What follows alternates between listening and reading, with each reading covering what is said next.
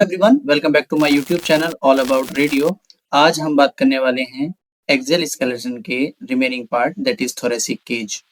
Thoracic cage यानी जो आपका ये चेस्ट वाला एरिया है जो हमारा बैक और फ्रंट साइड में प्रेजेंट है। इसमें जो बोन्स हमारी इस पर्टिकुलर एरिया को बनाते हैं उसके बारे में आज हम डिस्कशन करेंगे। लेकिन इस वीडियो को शुरू करने से पहले अगर आपने हमारे YouTube चैनल को सब्सक्राइब नहीं किया है तो सबसे पहले इस YouTube चैनल को सब्सक्राइब कर लीजिए और बेल आइकन को दबाना ना भूलें, क्योंकि इससे आने वाली सभी वीडियो आपको इमीडिएटली इंफॉर्मेशन मिलेगी। तो what is thoracic cage? The thoracic cage is formed by 12 thoracic vertebrae, one sternum or breastbone and 12 pairs of ribs. You can see in this particular diagram. ये आपके 12 thoracic vertebral column, ये हमारा sternum और ये जो आपको दोनों side से रिब्स नजर आ रहे हैं। रिब्स एक्चुअल में पेयर्स में है, यानी 12 पेयर्स, जबकि आप देखेंगे तो थोरेसिक वर्टिब्री ओनली 12 हैं और ये हमारे 12 पेयर्स ऑफ जो है रिब्स हैं। तो वर्टिब्रल कॉलम के बारे में आप मेरी नेक्स्ट वीडियो में जानेंगे। उससे पहले हम स्टर्नम और रिब्स के स्ट्रक्चर को थोड़ा सा डिस्कस करने वाले हैं।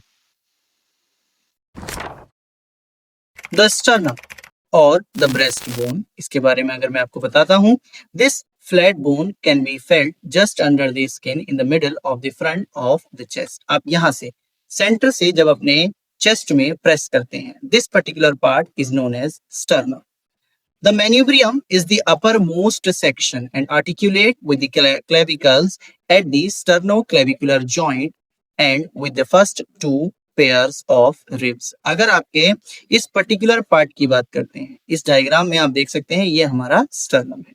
इस ग्रीन पोर्शन को मेन्यूब्रियम बोलते हैं और यहाँ से आपके दो जॉइंट बनते हैं। ये पहला जॉइंट है जो आपके किसके लिए प्रेजेंट है, क्लेविकल के लिए। यहाँ पर हमारा जॉइंट बनता है स्टर्नो क्लेविकुलर जॉइंट और ये दो फेसेट्स हैं जहां से हमारी दो पेयर ऑफ रिब्स जुड़ते हैं, ये राइट साइड और ये लेफ्ट साइड।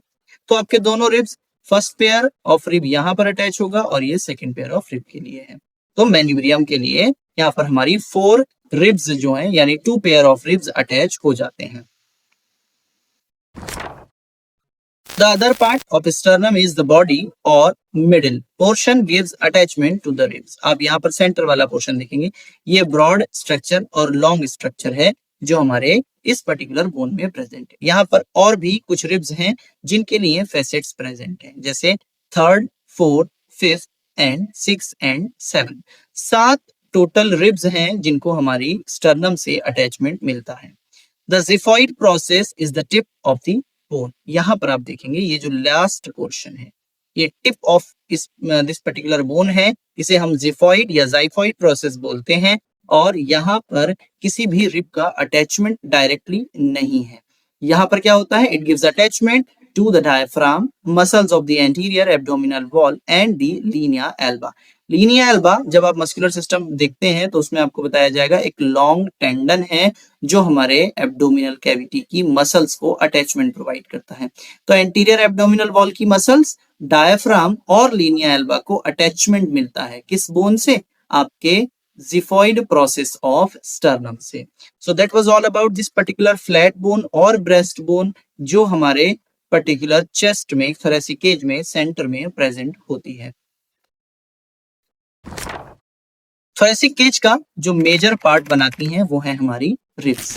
इन रिब्स को अगर आप इस डायग्राम के थ्रू देखने की कोशिश करें, ये दोनों ही साइड में, हमारे इधर से भी और इस साइड से भी, जो ये पूरा आप एक एक रिब्स को, अगर आपके पास ज्यादा फैट नहीं है तो आप काउंट भी कर पाएंगे। So there are 12 pair of ribs which form the bony lateral walls of the thoracic cage and articulate posteriorly with thoracic vertebrae. The first 10 pairs are attached anteriorly to the sternum by costal cartilage, some directly and some indirectly.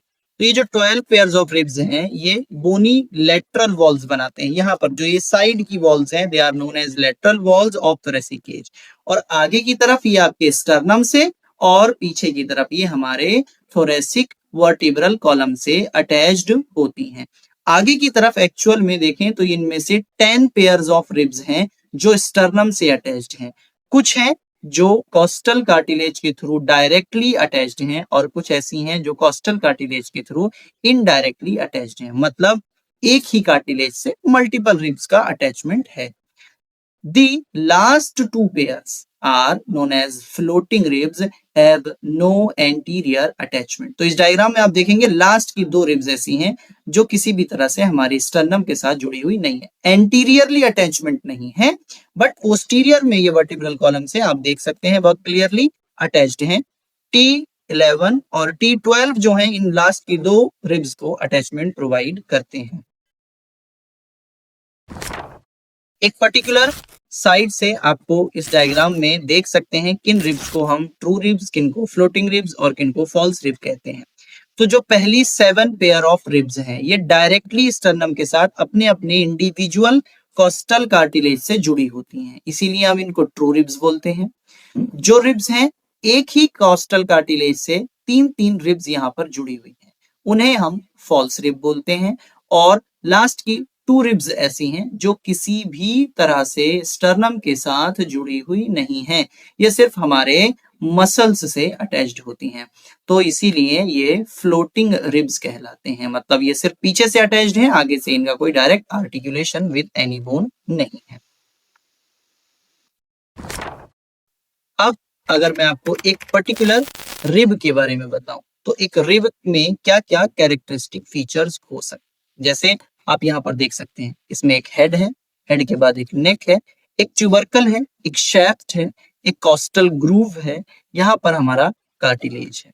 तो 100% आप समझ जाइए कि ये cartilage है, तो ये किससे कनेक्टेड होगा, स्टर्नम से। यहाँ पर हेड है तो ये जुड़ने वाला है हमारे वर्टिब्रल कॉलम से। So the head articulates posteriorly with the bodies of 2 adjacent thoracic vertebrae, and on the tubercle there is a facet that articulate with the transverse process of 1. अगर आप ध्यान से देखें तो इसमें दो स्ट्रक्चर हैं। ये वाला जो हेड वाला पोर्शन है ये हमारे दो वर्टिब्रल कॉलम्स के बीच में अटैच होता है। दो वर्टिब्रल कॉलम के बीच में हेड अटैच हो गया और उसके बाद इन वर्टिब्रल कॉलम की एक ट्रांसवर्स प्रोसेस भी है। तो ये इस तरह से आपके ट्रांसवर्स प्रोसेस से इसका जो ये फैसेट है एक्चुअल में वो अटैच होता है। तो सॉरी जो ये ट्यूबरकल है, ट्यूबरकल और आपके जो थोरेसिक वर्टिब्रीज दोनों के बीच से हेड और ये इसका ट्यूबरकल इस तरह से अटैच होते हुए हमारे पीछे से जो आपके रिब्स हैं वो अटैचमेंट प्रोवाइड करते हैं विद द थोरेसिक वर्टिब्री। उसके बाद आप देखेंगे एक लॉन्ग पोर्शन जो शेफ्ट है जो हमारे पूरा लेटरल बॉर्डर बनाता है, आगे की तरफ आते हुए कॉस्टल ग्रूव में कन्वर्ट होता है और ये डायरेक्टली फिर हमारे एक कार्टिलेज के थ्रू आपके स्टर्नम से अटैच हो जाता है। The sternal end is attached to the sternum via costal cartilage, that is a band of hyaline cartilage. यहाँ पर आप देख सकते हैं ये पोस्टीरियरली वर्टिब्रल कॉलम के साथ जुड़े हुए हैं और एंटीरियरली स्टर्नल एंड जो है वो स्टर्नम से जुड़ी हुई है with the help of cartilage. The superior border is rounded and smooth, while the inferior border has a marked groove occupied by the intercostal blood vessels and nerves. अगर आप देखेंगे तो रिब्स ऊपर की तरफ से एकदम स्मूथ हैं, राउंडेड हैं, जबकि नीचे की तरफ से उनमें ग्रूव्स प्रेजेंट है, यानी उसमें दरार प्रेजेंट है जिसके अंदर हमारी इंटरकॉस्टल ब्लड वेसल्स या नर्व्स प्रेजेंट होते हैं। The first rib does not move during respiration. और जब हम सांस लेते हैं तो अब यहाँ फील कर सकते हैं, यहाँ पर टच करेंगे और आप देखने की कोशिश करेंगे क्या हमारी पहली रिब ऐसी है जो ये मूवमेंट दिखाती है या नहीं दिखाती है। तो लेट मी अश्योर यू, जब हम ब्रीथ करते हैं तो फर्स्ट रिब का कोई भी मूवमेंट नहीं होता है and remaining ribs will move whenever you breathe in और ब्रीथ आउट। कोई भी रेस्पिरेशन की प्रोसेस कर सकते हैं। The spaces between the ribs are occupied by the intercostal muscles. दो रिब्स के बीच का जो स्पेस है वो इंटरकॉस्टल स्पेस कहलाता है और उसको फुल करने का काम है मसल्स का, और वो मसल बनाती हैं इंटरकॉस्टल मसल्स। अगर दो रिब्स के बीच का स्पेस ओपन रहेगा तो फिर हमारे इंटरनल ऑर्गन सेफ नहीं है, हमारी बॉडी में कैविटी नहीं बनेगी, तो उसी को फॉर्म करने के लिए इंटरकॉस्टल मसल्स नेचर ने हमें प्रोवाइड की। During inspiration, when these muscles contract, the ribs and sternum are lifted upward and outward, increasing the capacity of thoracic cavity. देखिए जब मैं सांस लूंगा तो मेरा जो चेस्ट है वो ऊपर और बाहर की तरफ मूव करता हुआ दिखाई देगा।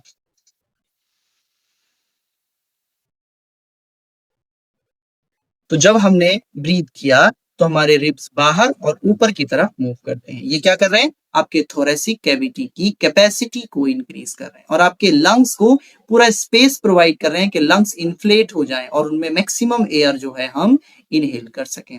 और फिर सिमिलर प्रोसेस उसकी ऑपोजिट होती है जब हम ब्रीथ आउट करते हैं। तो जब मैं सांस लेके छोड़ रहा हूं तब आप देखेंगे तो हमारी रिब्स नीचे की तरफ और अंदर की तरफ मूव करती हैं। देखिए,